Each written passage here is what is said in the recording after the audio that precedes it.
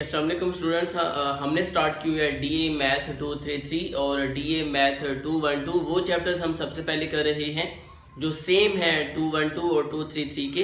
तो short questions हमने start किए हैं। फर्स्ट 15 पार्ट्स कंप्लीट हो चुके हैं। नाउ अब हम स्टार्ट कर रहे हैं 16 part. Integration 0 to π/2 tan square x and dx।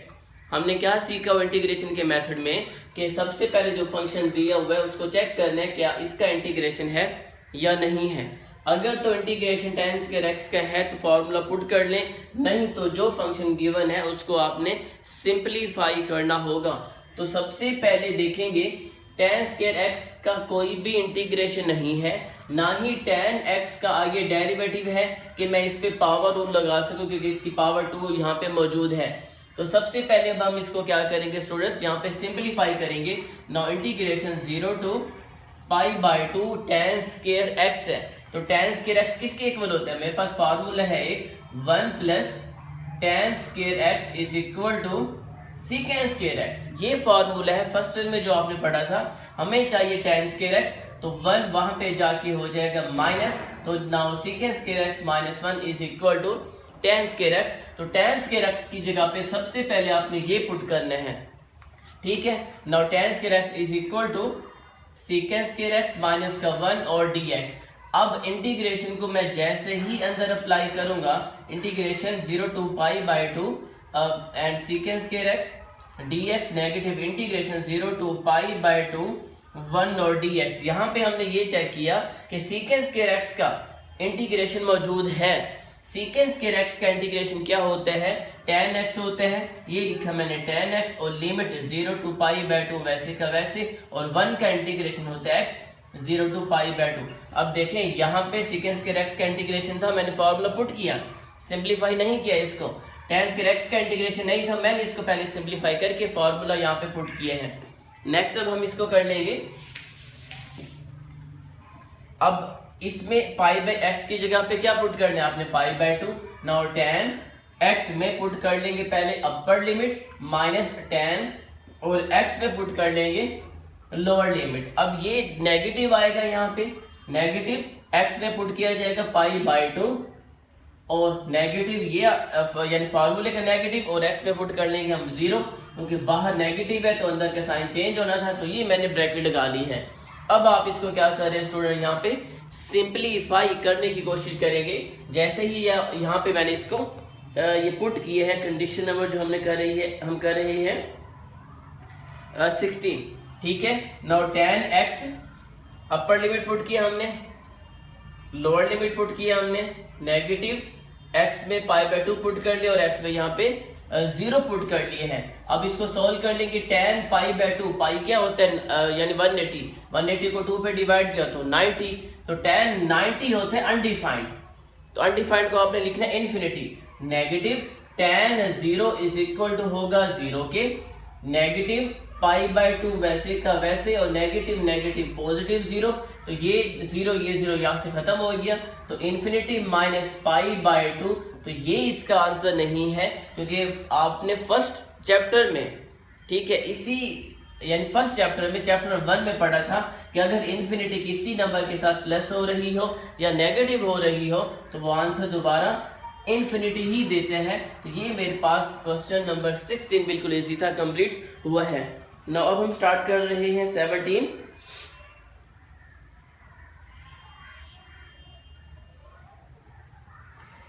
में उसने कहा find the value of integration 0 to π/2, integration 0 to π/2 and sin square x and cos x, sin square x cos x and dx। ये condition है, बिल्कुल easy है। 2 numbers आपस में multiply हो रही हैं, तो यहाँ पे पावर रूल का चांस है क्योंकि sin x का डेरिवेटिव cos x ही होते हैं, तो मैं इजीली इस पे लगा सकता हूँ पावर रूल।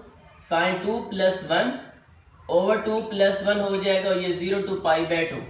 हमने सबसे पहले इंटीग्रेशन में यही चेक करना होता है कि जो फंक्शन दिया हुआ है उसका कोई हल है इंटीग्रेशन में। अगर होगा तो फॉर्मूला पुट करेंगे, वरना इसको सबसे पहले सोल्व करेंगे, सिंपलीफाई करेंगे वहां तक जब तक उसका कोई फार्मूला ना बन जाए।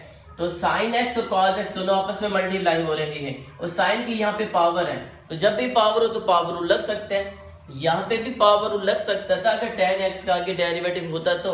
sin x का डेरिवेटिव cos x है तो मैंने इस पे फॉर्मूला लगाया पावर रूल का, तो 2 + 1 ओवर 2 + 1 क्या होगा 3 होगा। इसके फौरन बाद आपने क्या करना है, यहाँ पे लिमिट को पुट करना है। तो लिमिट हम यहाँ पे पुट कर लेते हैं। लिमिट है मेरे पास sin क्यूब x में क्या पुट कर लेंगे अपर को, और डिवाइड पे 3 वैसे का वैसे, नेगेटिव sin क्यूब x में पुट कर लेंगे हम लोअर को, और ओवर 3 ये वैसे का वैसे। अब हम इसको सोल्व कर लेते हैं। π/2 क्या होगा 90, और sin 90 क्या होता है 1 के इक्वल होता है, और 1 की पावर 3 1 ओवर 3 माइनस sin 0 0 होगा 0 की पावर 3, तो 0 0 over 3 0 now is equal to 1/3। तो इस तरह मेरे पास जो क्वेश्चन नंबर 17 था बिल्कुल इजी शॉर्ट क्वेश्चन में आ सकता है। ये दोनों सेम है, integration 0 to π x cos x, ये दोनों आपस में मल्टीप्लाई हो रहे हैं। तो यहाँ पे पावर रूल किसी का भी यूज नहीं हो सकता क्योंकि बेस का आगे डेरिवेटिव नहीं है, या ये अलजबरा में से लिया हुआ है और ये ट्रिग्नोमेट्रिक फंक्शन से लिया हुआ है, तो हम इसको सोल्व नहीं कर सकते, यानी इंटीग्रेशन का कोई भी फॉर्मूला नहीं है। तो ये जब आपस में मल्टीप्लाई हो रही हो तो वहां पे कौन सा रूल लगेगा, आइलेट का, यानी इंटीग्रेशन बाय पार्ट्स का रूल यूज करने हैं। तो इंटीग्रेशन बाय पार्ट्स का रूल क्या होता है, जो मैं हमने पहले भी किया हुआ था, कि अगर इंटीग्रेशन uv dx आ जाए तो हम इस सूरत में, यानी दो नंबर जब आपस में मल्टीप्लाई हो रही हो तो उसका अगर कोई भी मेथड नहीं है इंटीग्रेशन का, तो उसको सिंप्लीफाई किया जाता है इंटीग्रेशन बाय पार्ट्स के थ्रू। तो ये फर्स्ट फंक्शन होगा, ये फर्स्ट फंक्शन आ जाएगा बाहर, सेकंड का ले लीजिएगा इंटीग्रेशन, नेगेटिव इंटीग्रेशन, फिर इंटीग्रेशन लेंगे सेकंड फंक्शन का यानी v का, और लास्ट में डेरिवेटिव लिया जाता है जिस फंक्शन को आपने बाहर लिया था, और ये dx आ जाएगा इस इंटीग्रेशन का। ये होता है इंटीग्रेशन बाय पार्ट्स, इसको हमने यूज करना है। तो same as it is first function algebra से है, अब मैं इंटीग्रेशन को अप्लाई कर रहा हूं। सो x फर्स्ट फंक्शन बाहर आ जाएगा, इंटीग्रेशन लेंगे आप cos x का dx, नेगेटिव इंटीग्रेशन, फिर इंटीग्रेशन लेंगे आप cos x का dx, और लास्ट पे डेरिवेटिव लिया जाएगा जिस फंक्शन को आपने बाहर लिया, और ये इंटीग्रेशन का dx। यहाँ पे ये रूल यूज होगा। हम पहले क्या करते हैं, इंटीग्रेशन को सोल्व कर लेते हैं, लास्ट पे जो आंसर आएगा उस पे हम लिमिट को अप्लाई कर लेंगे। ठीक है, ये मेथड है। या साथ के साथ यहाँ ये भी इंटीग्रेशन है, ये भी इंटीग्रेशन है, ये इंटीग्रेशन है लेकिन ये सिंपल यहाँ पे फंक्शन है, तो यहाँ पे भी आप अप्लाई कर सकते हैं। चलिए हम यहाँ पे अप्लाई कर लेते हैं, साथ साथ 0 to π आ जाएगा, ये 0 to π आ जाएगा। पहले आप इसको सोल्व कर लें क्योंकि सबसे जो ग्रेटर है इंटीग्रेशन वो ये है। नाउ x, अब cos x का हमने लेना स्टूडेंट्स इंटीग्रेशन, तो cos x का इंटीग्रेशन क्या होगा sin x होगा, और ये limit 0 to π same as it is ही रहा, नेगेटिव ये integration 0 to π same as it is, cos x का इंटीग्रेशन होता है sin x, और d ओवर dx, x का डेरिवेटिव 1 और ये dx। नाउ x sin ये कंप्लीट हो चुके हैं, लास्ट पे इकट्ठे हम दोनों पे लिमिट को अप्लाई कर लेंगे, negative sin x multiply 1 sin x हो जाएगा। तो sin x का इंटीग्रेशन हमने पहले लेना है, तो sin x का इंटीग्रेशन क्या होता है माइनस का cos x, और ये 0 to π लिमिट वैसे की वैसे, क्योंकि ब्रैकेट है तो ये देखिए अब यहाँ पे चेंज कर ले, ब्रैकेट लगा ले, यानी नेगेटिव था तो मैंने ये ब्रैकेट को शो कर लिया। अब नेक्स्ट हम इसको सिंप्लीफाई कर लेंगे, पहले x sin x हम इसको यहाँ पे कर लेते हैं, x sin x limit 0 to π, negative negative plus हो जाएगा, और cos x 0 to π ये वैसे का वैसे। अब यहाँ पे आप लिमिट को अप्लाई करके आंसर लेके आ जाइए। x पे पुट कर लेंगे पहले अपर जो पाई है, यानी पाई sin x, तो sin क्या आ जाएगा पाई। क्लियर हो गया नेगेटिव फार्मूले का। अब x पे पुट कर लेंगे लोअर जो 0 है, और sin x पे पुट कर लेंगे 0, ये वैसे का वैसे रहा। अब नेक्स्ट पे प्लस cos x है, हम इसको यहाँ पे कर लेते हैं प्लस cos, यहाँ पे जो आना था मैं इसको यहाँ पे कर रहा हूँ, cos x पे पुट कर लेंगे हम पाई को, नेगेटिव फॉर्मूले का cos x में हम पुट कर लेंगे लोअर को जो मेरे पास 0 है। अब इसको हम यहाँ पे कर लेते हैं सिंप्लीफाई, पाई साइन पाई क्या होगा मेरे पास 0, जीरो जब पाई से मल्टीप्लाई होगा तो जीरो, नेगेटिव जीरो मल्टीप्लाई भी sine zero, zero plus cos pi जो होता है वो नेगेटिव 1 के इक्वल होगा। कॉस पाई यानी पाई होता है 180, तो cos 180 is equal to negative 1, negative cos 0 is equal to 1, तो जीरो यहां से खत्म, नेगेटिव 1 और नेगेटिव 1 नेगेटिव 2, तो ये मेरे पास 18 पार्ट कंप्लीट हो चुके जो बिल्कुल इजी था। नेक्स्ट मेरे पास है 19, find the value of integration 0 to 1 x e x और dx, x e x और dx। जी अब देखें यहाँ पे भी एक अलजबरा में है और एक एक्सपोनेंशियल फंक्शन में है, तो जब दो नंबर्स मल्टीप्लाई हो रही हो, इंटीग्रेशन का कोई भी रूल यूज ना हो, तो वहां पे हमने यूज करना है इंटीग्रेशन बाय पार्ट्स का रूल। तो फर्स्ट फंक्शन बाहर आ जाएगा, सेम यही फॉर्मूला। सेकंड जो है ई एक्स का ले लेंगे इंटीग्रेशन नेगेटिव, फिर इंटीग्रेशन लेंगे, फिर इंटीग्रेशन लेंगे ई एक्स का और डी एक्स, और लास्ट पे डेरिवेटिव लिया जाएगा जिस फंक्शन को आपने बाहर लिया जो मेरे पास एक्स है।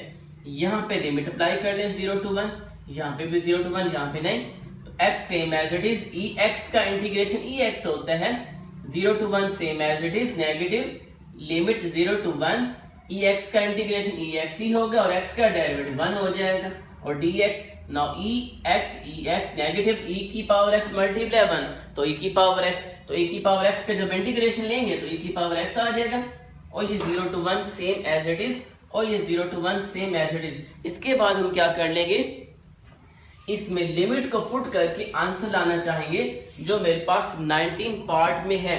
तो x में पुट हो जाएगा 1, e की पावर x है, इसमें भी अपर पहले नेगेटिव, x में हम पुट कर लेंगे लोअर 0, e की पावर 0, नेगेटिव है यहाँ पे, e की पावर x है, x में पुट कर लेंगे पहले अपर को, e की पावर 1 जी, फिर नेगेटिव फार्मूले का, और e की पावर x में पुट कर लेंगे लोअर को, क्योंकि नेगेटिव बाहर अंदर का साइन चेंज होना था, तो यहाँ पे मैंने लगाई है ब्रैकेट। अब e की पावर 1 मल्टीप्लाई 1, तो e की पावर 1 नेगेटिव, ये 0 मल्टीप्लाई जब इससे होगा तो खत्म हो जाएगा, e की power 1 same as it is, negative negative positive हो जाएगा, e की पावर 0 सेम, ये प्लस में ये माइनस में कट, तो बाकी बचा e की पावर 0, और e की पावर 0 होता है इज इक्वल टू 1। तो इस तरह मैंने 19 पार्ट कंप्लीट कर लिया है, और इसी के साथ ही हमने चैप्टर जो है सेम पार्ट्स के जो शॉर्ट क्वेश्चंस हैं कंप्लीट हो चुके हैं, और मैं उम्मीद करता हूँ कि ये आपको अच्छी तरह से समझ आ चुके होंगे।